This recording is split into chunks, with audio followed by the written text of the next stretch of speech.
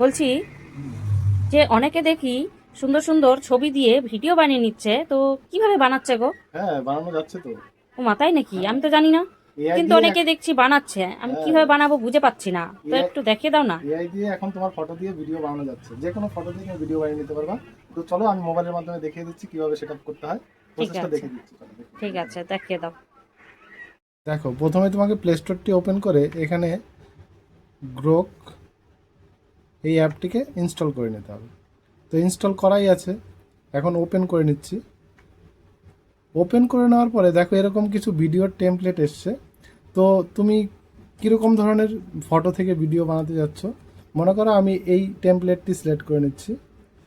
Select করে নেওয়ার পরে তোমার গ্যালারি থেকে তুমি যে ফটোটা দিয়ে ভিডিও বানাতে যাচ্ছ সেটাকে সিলেক্ট করে নিতে হবে। মনে করো আমি এই ছবিটা সিলেক্ট করে নিলাম। দেখো, কিছুক্ষণ ওয়েট করবে, দেখবে তোমার ফটোটি ভিডিওতে রেডি হয়ে যাবে। 100% যখনই হয়ে যাবে তোমার ভিডিওটি রেডি হয়ে যাবে।